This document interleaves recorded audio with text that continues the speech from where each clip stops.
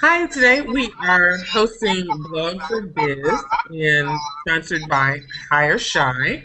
I am from Raven Hi, Florida, Shy. and I have tonight with me, we've got at Hire Shy on Twitter.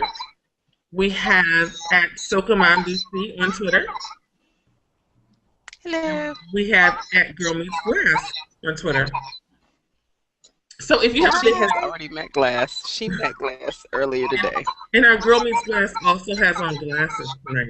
So Meets glass. Where's glass? Sis. there we go. So tonight we're talking about businesses, and basically, if you own a business, you should be blogging, and what happens when you blog versus when you don't blog. So we're going to jump right into it. It's a late hour. We're at 9:50 p.m. right now, so let's go ahead and get started. Um, I did want to ask though one question before we get started. Shai, why is this important to you? I've gotten many of my most remote clients, the ones who live far away, they've read my blog and they've wanted to be involved with me. And most of the clients that I meet that are in the local area, I meet at networking events. But for me to expand my reach and go, have clients in Los Angeles and Oklahoma and Arkansas, that took, me blogging and them finding me, looking, typing in social media virtual assistant and me coming up. So I think it's important for businesses to blog to expand your reach, because I could have, 50 clients in the local neighborhood, but I could have 150 clients just by putting my thoughts on the computer and posting them for everyone to read. Okay. Okay, I like that. I think that makes and so basically, it's, as far as expand the ability to expand your reach within from 50 to 200 almost Yeah. as a result. Okay. Right. All right. And what business doesn't want to do that? I mean, Everyone wants to do that. exactly. Exactly. So we're going to jump right into the questions. So that we're going to try and get through 6 questions. We may or may not. If we don't, we'll carry it over to our second event.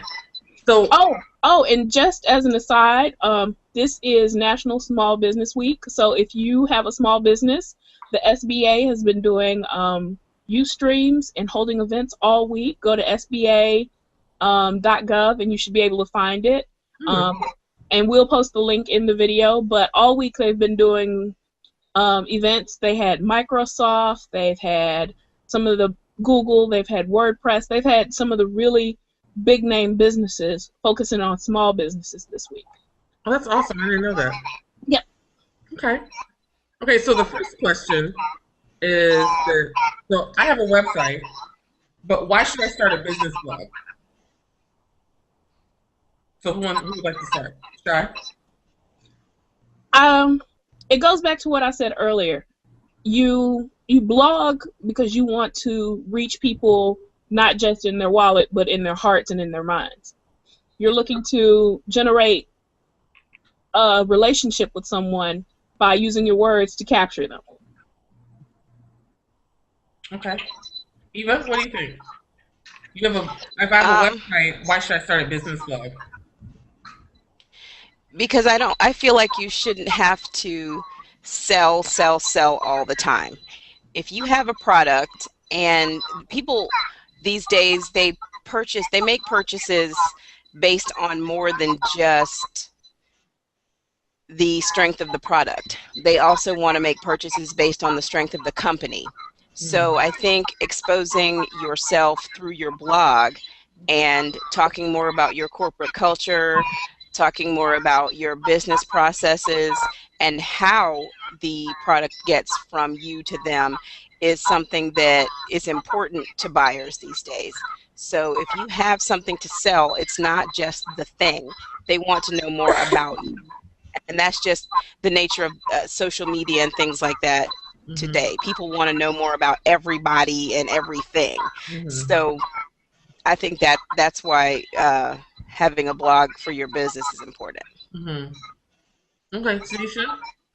I think it's important because nowadays people with social media, internet, and all that, people don't necessarily want to do business with big businesses. They want to do business with small businesses. They want it to be more personal. And if you have your own blog, it seems like people are able to know you a little better, and that they feel like they're doing business with you as a person and not doing business with a company.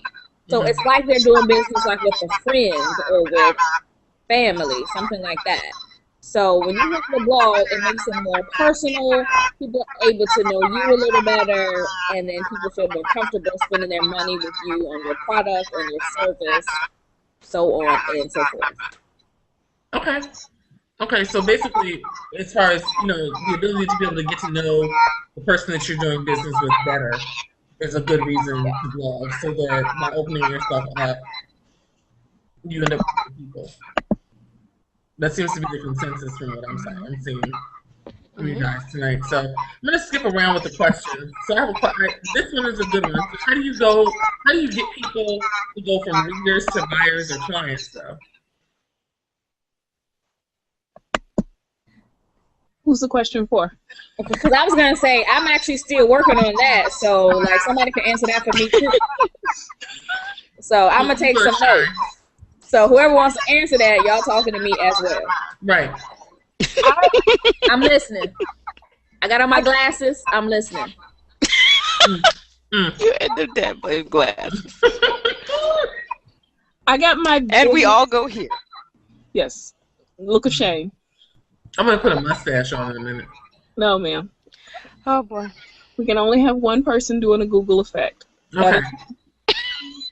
Because she's looking real smart with it. Next week, y'all can have at it. Tonight, I got it. Okay, but I'm listening though. So the biggest response that I've gotten from people was when I did a post called 5 Ways to Use Virtual Assistant.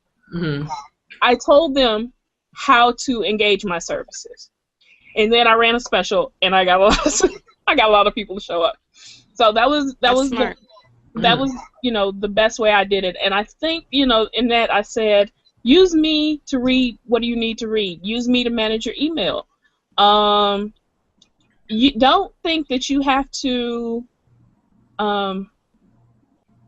always have a formal laid out plan of what you want from a virtual assistant. It's nice if you do. That way we can connect and build upon that. But I can help you formulate a plan of what you need. You may not know what you need. You just know you're overwhelmed. Mm-hmm. So I think that helps people to decide, yeah, I want to use that person because they provided me with answers to my questions. They can fit my needs. They can help me. They can brainstorm with me. They can help me figure out where I need to go next. Mm-hmm. And a virtual assistant is cheaper than a business coach. Good point. Good point. What do you think, Eva? I feel like when it comes to turning, especially if you're doing any type of consulting services, that knowing the right questions, knowing the questions that your potential customer has and posting those questions and then giving at least a partial answer to them gives them a sense of comfort, saying, well, they know what I want to know and they know how to provide that. Mm-hmm. Or at least they're giving me some of that, so that if you're giving them 40% of it, 9 times out of 10 they don't want to have to go to somebody else, explain everything that they read on your blog, and then take a chance on them knowing what they mean. If you present to them, look, I know what you need, this is how I would do it, or this is how you can do some of it yourself, but this is how I would help you do it faster or cheaper or better, they start to build confidence in you. They start to feel confident that you know what you're talking about. So especially if you're selling some sort of consulting services, a blog is ideal. If you're selling individual products, I think that you can support the products with the things that you don't necessarily put in your sales pitch. So if you say this widget is 60% off, that's what you put in your sales pitch, right? But on your blog, you can put testimonials of the ways that other people have used the widget. Interesting ways to use the widget. Some people use the widget for cleaning. Other people use it, while they're changing their tires. You never know. Like, you can put other ways that they may not have even thought of to use your product. Things that you wouldn't necessarily put in your commercial or in your ad or in the ad that you're running in another website sidebar. Things that you can't fit into an ad, you can put into your blog and turn those readers into customers. Okay. Did anyone else did you guys want to add anything else about going from readers to buyers to clients?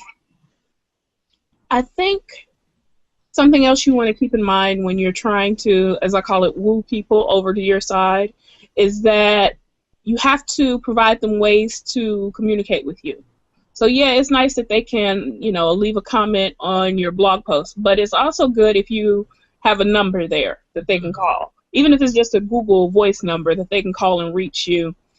Or, you can say, email me here and provide that email, or have a contact page, even though I really, really, really loathe the just standard contact page. Contact me and it goes to somebody's email and you don't know if they got it or not because you never get a response. Right. Or the response is like a canned one. Hey, thanks for asking a question. I'll get back to you whenever I get back to you. Right.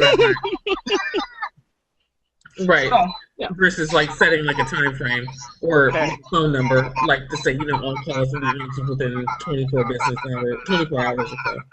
Yeah, exactly. Okay. That makes sense. Okay, so let's talk about the actual blog platform itself.